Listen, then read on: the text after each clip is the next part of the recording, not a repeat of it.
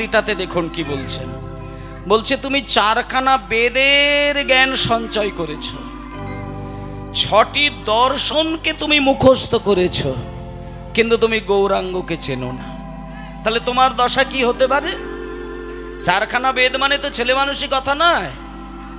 দেখুন মায়ের একটা কথা বলি, 4টে বেদ তো ছেড়ে দিলাম, একটা বেদের ভেতরে যা অমৃত ঢোকানো রয়েছে সেই অমৃতকে যদি আস্বাদন করতে হয়, একটা মানুষের এক জন্মে সেটা কুলায় না।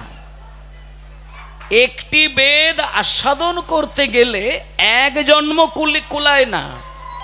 আর সেখানে 4খানা বেদ, 6খানা দর্শন, গীতা, ভাগবত, পুরাণ সবকিছুর অধিকারী হয়ে তুমি বিশ্বের সেরা পণ্ডিত হয়ে দাঁড়িয়ে রয়েছ, কিন্তু তুমি গৌরাঙ্গকে সম্মান করোনি।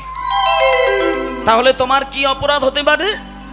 এই ক্ষেত্রে পদাবলীর মধ্যে বললেন যে ভাই শোনো বাবা, তুমি 4খানা বেদ জ্ঞান সঞ্চয় করে তুমি সাধারণ মানুষের কাছে পণ্ডিত হয়েছ, 6খানা দর্শন মুখস্থ করে তুমি জগবাসীর কাছে পণ্ডিত হয়েছ, তুমি গীতার প্রত্যেকটি শ্লোক মুখস্থ করে তুমি একজন পণ্ডিত হয়েছ, কিন্তু গৌর তত্ত্ব সম্পর্কে তোমার তেমন কোনো বোধ নেই। এই ক্ষেত্রে দার্শনিকগণ বলে দিলেন, 4 বেদ ষড়দর্শন করিয়া অধ্যয়ন, সে যদি গৌরাঙ্গ নাহি ভজে, তাহলে তার কি হবে? বৃথা তার অধ্যয়ন, লোচন বিহীন জন অন্ধের দর্পণে কিবা কাজে। মানে পরিষ্কার বোঝাতে চাইলেন, একজন অন্ধ ব্যক্তির কাছে 10 টাকার আয়না বলুন, 10 লক্ষ টাকার আয়না বলুন, 10 কোটি টাকার আয়না বলুন, অন্ধের কাছে কোনো আয়নার মূল্য আছে কি? হিরে দিয়ে কোটি টাকার বাঁধানো আয়না যদি অন্ধের কাছে নিয়ে এসে বলে, ভাই তোমার কোন আয়নাটা ভালো, বাজারে 10 টাকার আয়না ভালো নাকি ওই হিরে দিয়ে বাঁধানো 10 কোটি টাকার আয়না ভালো?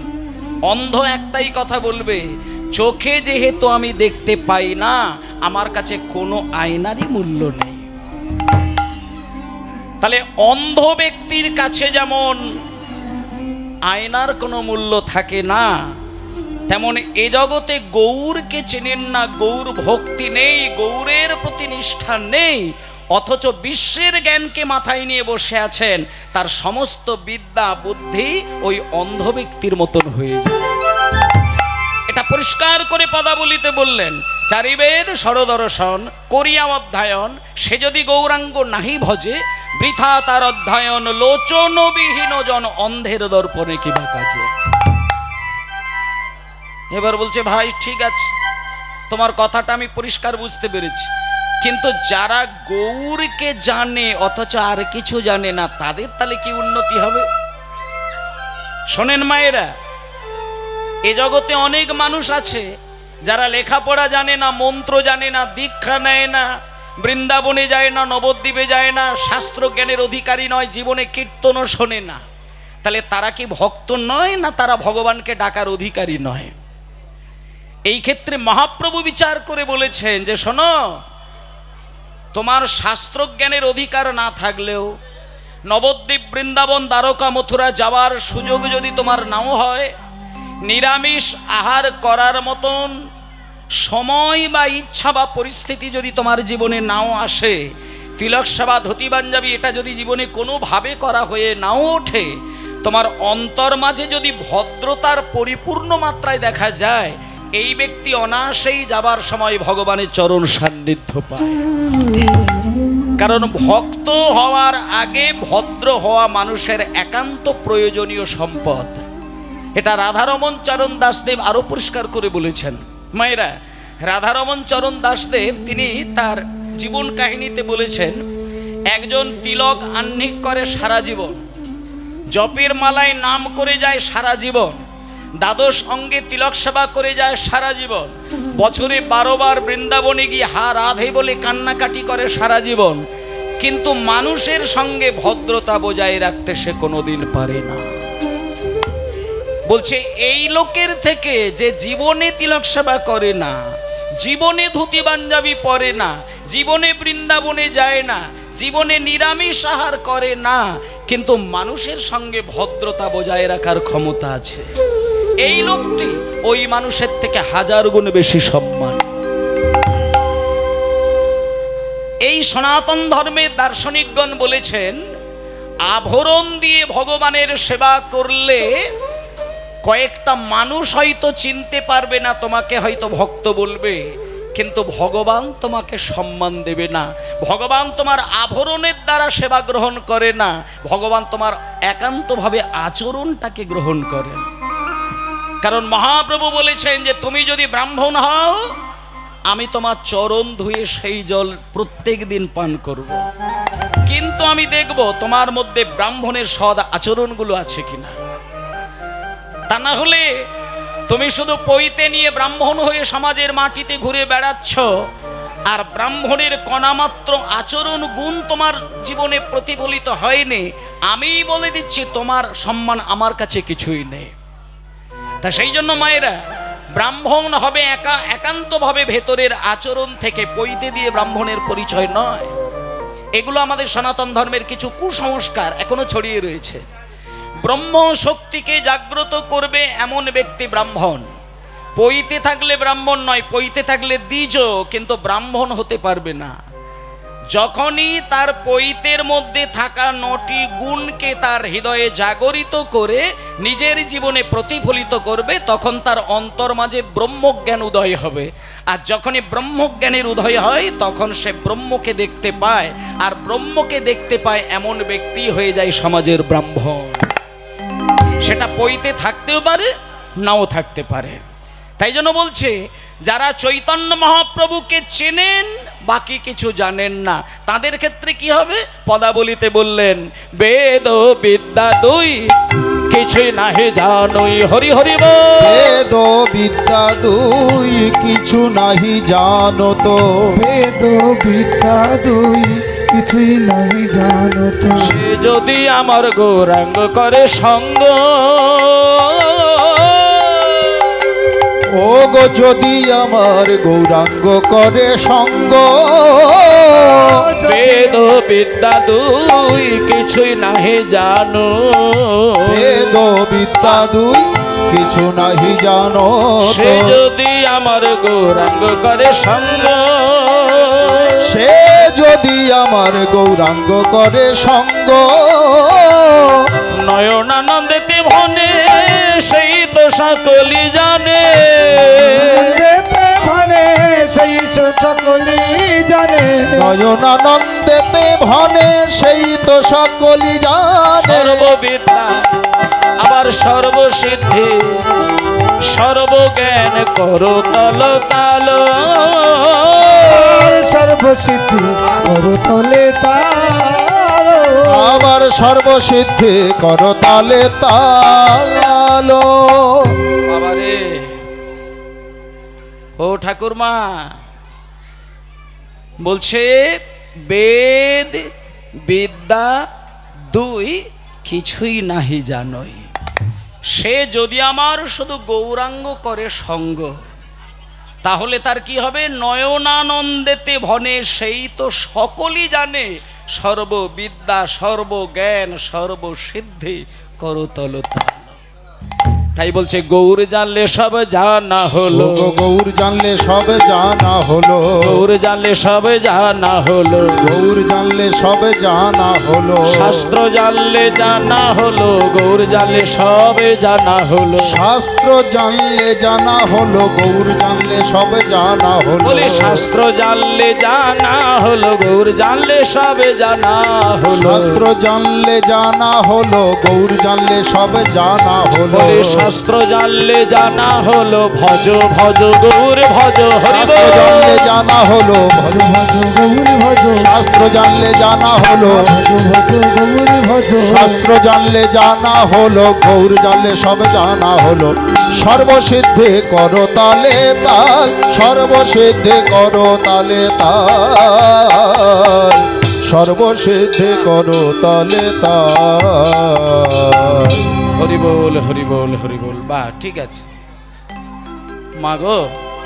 তাহলে আজকে আমরা গত কয়েকদিন ধরে আপনাদের এই বাসরে সম্ভবত গতকালকে যাত্রা হয়েছে বোধহয়, নাকি?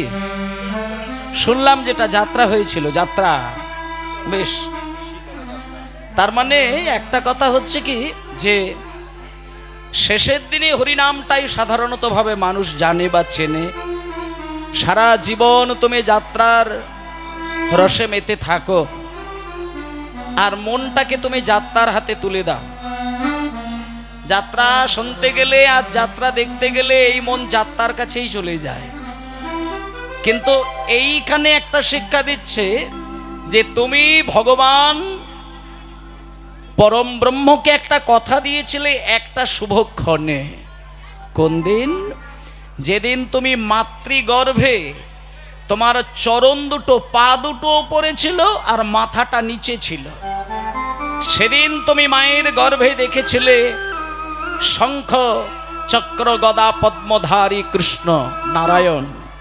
সেই শঙ্খ চক্র গদা পদ্মধারী নারায়ণকে তুমি 10 মাস 10 দিন গর্ভ সিন্ধু মাঝে দেখেছো এবং কথা দিয়েছো যে ঠাকুর, এই যে মাতৃগর্ভে হেড মুন্ডে ঊর্ধ্ব পদে আমি রয়েছি, আমি তোমাকে কথা দিলাম তুমি এই গর্ভপাত্র থেকে যেদিন তোমার প্রকৃতির বদন দেখাবে, সেদিন আমি কথা দিলাম আমার এই মনটা সবার আগে তোমার যুগল চরণে নিবেদন করব।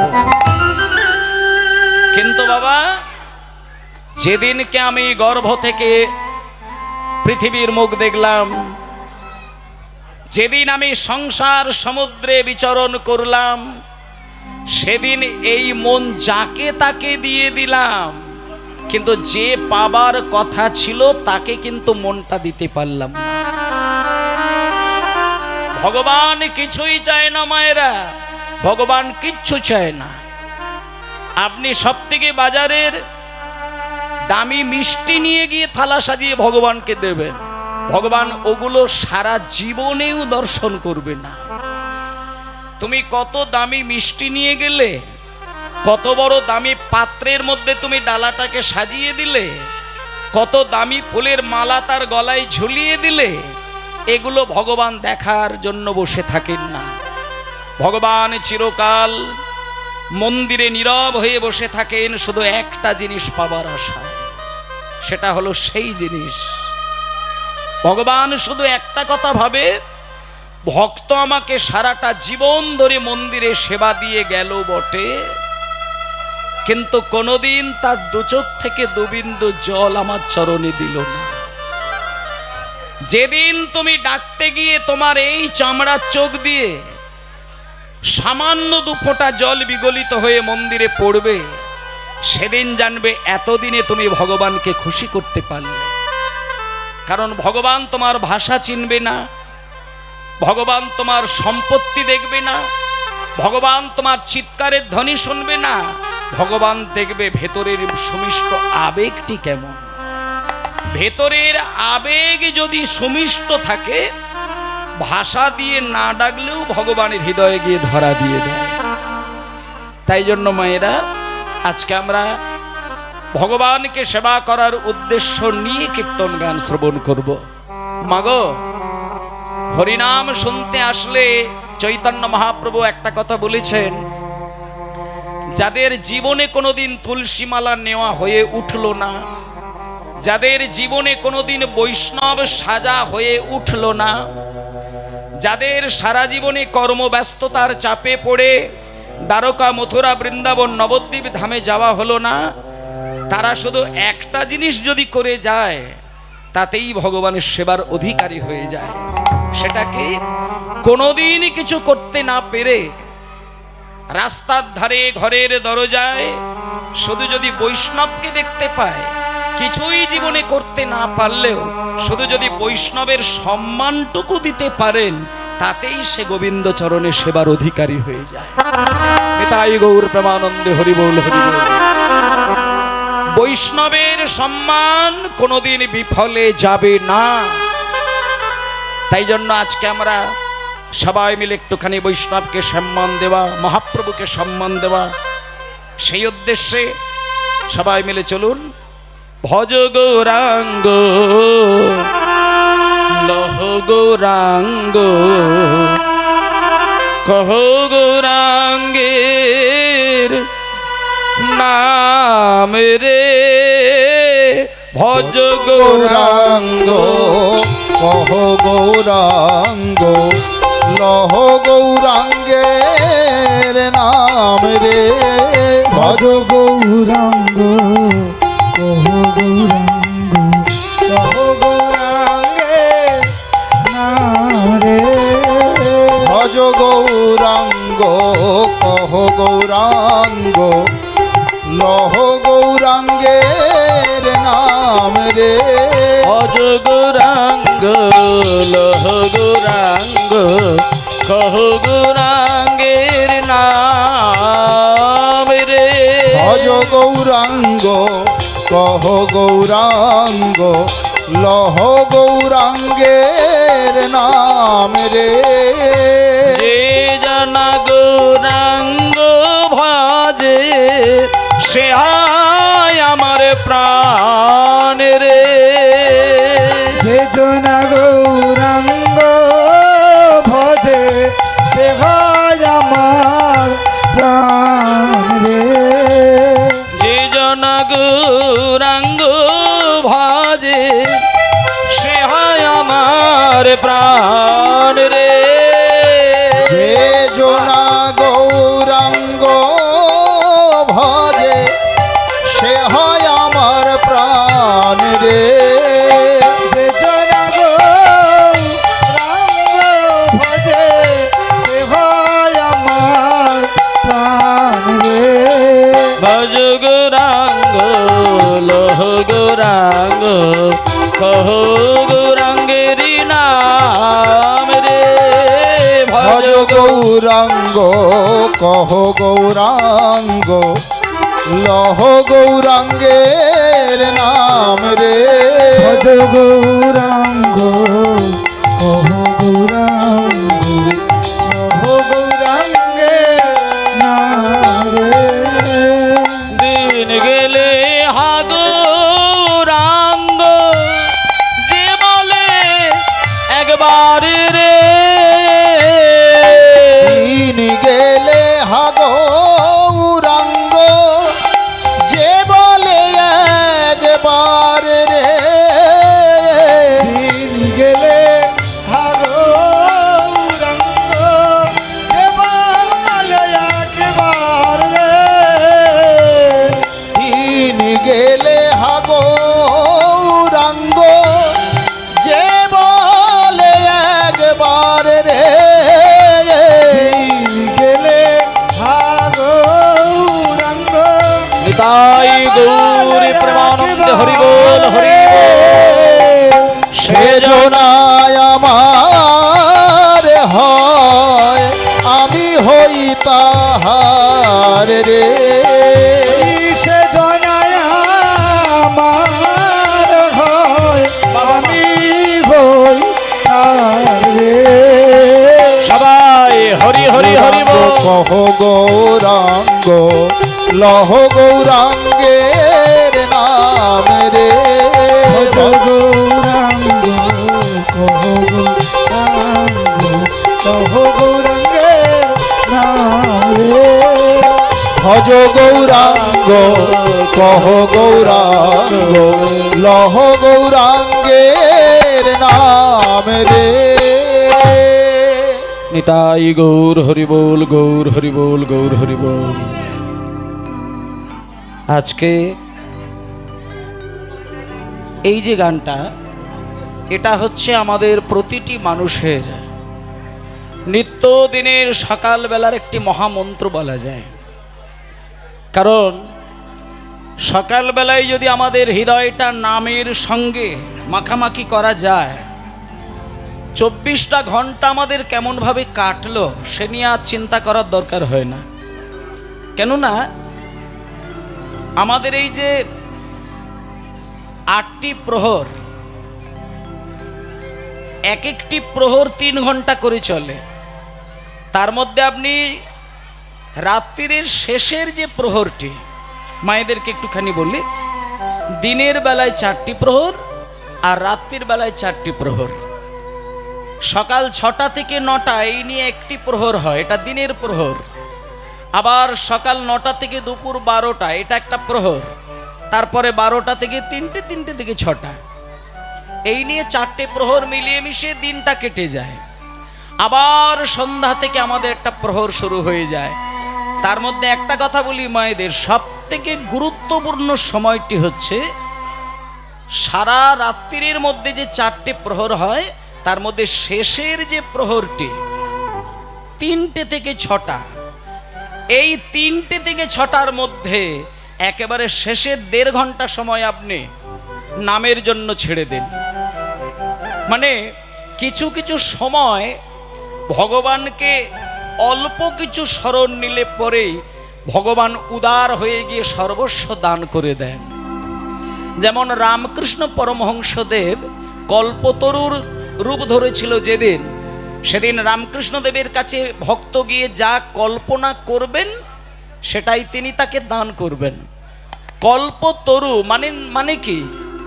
কল্পতরু মানে হচ্ছে যে গাছের তলায় ভক্ত বসে চোখ বন্ধ করে কিছু কল্পনা করলে সেই বৃক্ষটা তাকে পূরণ করে দেয়, তাই জন্য সেই বৃক্ষের নাম কল্পতরু।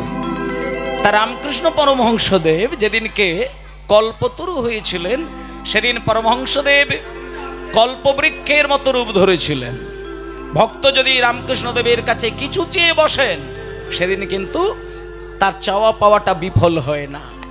তাই ও মায়েরা, ঠিক ভোরের বেলায় ধরে নিন টাইমটা যদি বলা যায় 4:30 থেকে 6টা, এই যে 1.5 ঘন্টা, কেউ ঘুমানোর চিন্তাটা করবেন না, কারণ এই সময় মানুষ ঘুমানোটাকে বেশি করে পছন্দ করে নেয়। কিন্তু মানুষ যে পশু পাখিগুলো পোষেন তাদের দিকটা তাকিয়ে দেখেন, তারা কিন্তু ভোরের বেলা ঘুমায় না। আপনি যদি গরু চাষ করেন, আপনি গোয়াল ঘরে গিয়ে দেখবেন 4:30 থেকে 6টা, এই টাইমটা আপনার গোয়ালের গরুগুলো দেখবেন ঘুমাচ্ছে না। আপনি যদি পাখি চাষ করেন, পাখিগুলো দেখবেন ভোরের বেলা জেগে ওঠে। কিন্তু মানুষ ভোরের বেলা বেশি করে ঘুমানোর চিন্তা করেন। কিন্তু আমি বিশেষ করে মায়েদেরকে একটা কথা বলবো, ঠিক 4:30 থেকে 6টা, এই যে 1.5 ঘন্টা, এই টাইমটা একটু চেষ্টা করবেন ভগবানের নামের সঙ্গে নিজেকে একটু জুড়ে রাখা। কারণ ওই সময় প্রকৃতি এত শান্ত হয়ে যায়, ওই সময় প্রকৃতির যিনি স্রষ্টা পরম ব্রহ্ম, তিনি এতটা উদার হয়ে যায়, ওই ক্ষণে যদি ভক্ত সামান্য কিছু বাসনা করেন ভগবানের চরণে, ভগবান সেটা অনায়াসে নিঃস্বার্থে দান করে দেয়। নিতাই গৌর প্রেমানন্দে হরিবোল হরিবোল। যেটাকে বলা হচ্ছে পরম ব্রহ্ম মুহূর্ত, মানে আমরা সোজা বাংলায় যেটা ব্রহ্ম মুহূর্ত বলি। ব্রহ্ম শব্দের অর্থ হচ্ছে পরম সত্য, মানে যা ছিল, যা আছে, যা থাকবে, যার জন্ম নেই, যার মৃত্যু নেই, সচ্চিদানন্দ যিনি, তিনি হচ্ছেন ব্রহ্ম। আর সেই ব্রহ্মকে আরাধনা করার শ্রেষ্ঠ সময় হলো ব্রহ্ম মুহূর্ত। আর ওই সময়টা অন্তত কষ্ট করে হলেও ঘুমটাকে ছাড়াবেন। যদি পারেন আপনি পরিষ্কার হয়ে মন্দিরে গিয়ে নাম করতে পারেন। আর যদি মনে হয় যে না, আমার হয়তো মন্দিরে যাওয়ার সময় হচ্ছে না বা কোনোভাবে কোনো কিছু হয়ে উঠছে না, তাহলে আপনি বাসি বিছানাতেই অন্তত ঘুমটা ভাঙিয়ে মেরুদণ্ড সোজা করে বসুন। বাসি বিছানাতেই বসুন, বাসি মুখেই নাম করুন, তাতে কিছু এসে যাবে না। আপনি বাসি মুখে নাম করলেন, কি বাসি কাপড়ে নাম করলেন, কি বাথরুমে গিয়ে ভগবানের নাম করলেন, ওটা বিচার এখানে নয়। নাম যেখানে সেখানে যখন খুশি, যে অবস্থায় খুশি, শৌচ পবিত্র অপবিত্র কোনো বিচার নেই। নাম যখন করবেন ভেতরে যেন পরিপূর্ণ বিশ্বাস আর ভক্তি আর নিষ্ঠা থাকে, তাহলেই হয়ে যায়।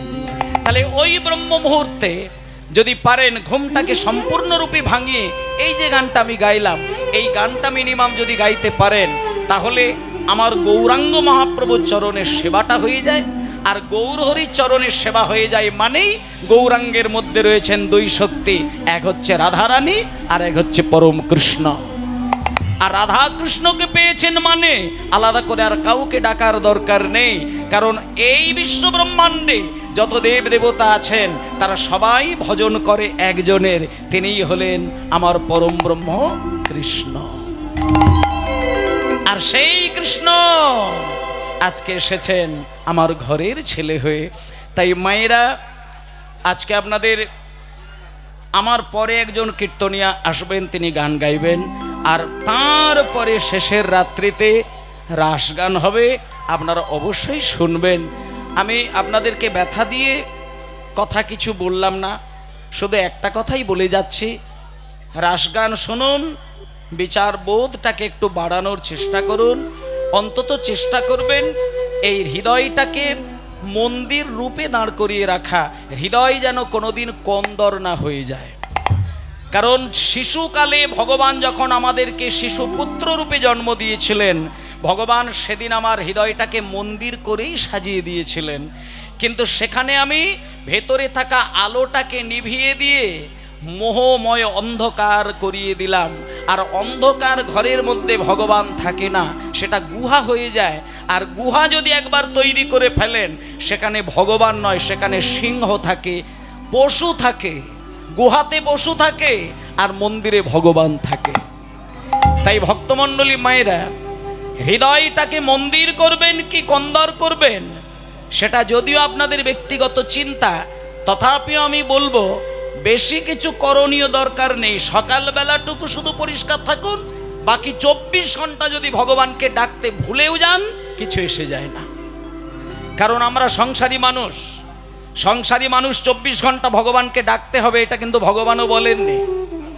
কারণ নারায়ণ নারদ মুনিকে বলেছিলেন যে মুনিবার, যারা গৃহত্যাগী হয়ে যাবে, যারা সংসার ত্যাগী হয়ে যাবে, যারা বাবাজি হয়ে যাবে, যারা সন্ন্যাসী হয়ে যাবে, তাদেরকে আমি তো কৃপা করবই, কিন্তু যারা সারাদিন সংসারের হাজার কর্ম সামাল দেওয়ার পরে একটাবার সময় বার করে আমার নাম করে, আমি সব থেকে তাকে বেশি কৃপা করার জন্য ছুটে যাই।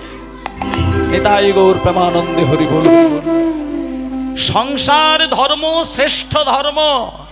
সংসারের প্রতিটি দায়িত্ব একজন সংসারী মানুষ যদি পালন করে যায়, তারপরে যদি ব্রহ্ম মুহূর্তে তার শরণটা নিতে পারেন, ভগবান তাকে ঢেলে কৃপা করে দেন। তাই জন্য আজকে একটুখানি পরম ব্রহ্ম ভগবানের নাম মহামন্ত্র একটু গাইতে গাইতে আমরা চলে যাব সেই জায়গায়। হরে কৃষ্ণ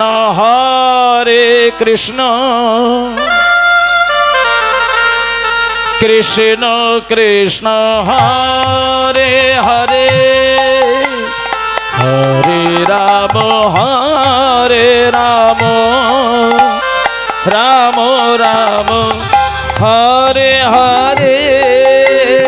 হরে কৃষ্ণ কৃষ্ণ কৃষ্ণ হরে হরে, হরে রাম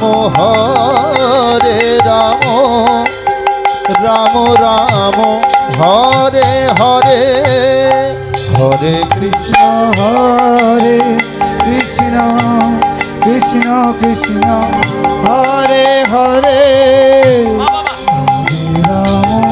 হরে রাম রাম রাম হরে হরে। কৃষ্ণ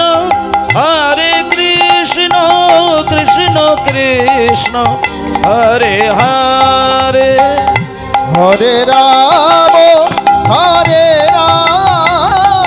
রাম রাম হরে হরে। হরে কৃষ্ণ কৃষ্ণ কৃষ্ণ হরে হরে, হরে রাম সবাই হরি হরি বল, হরি হরি বল।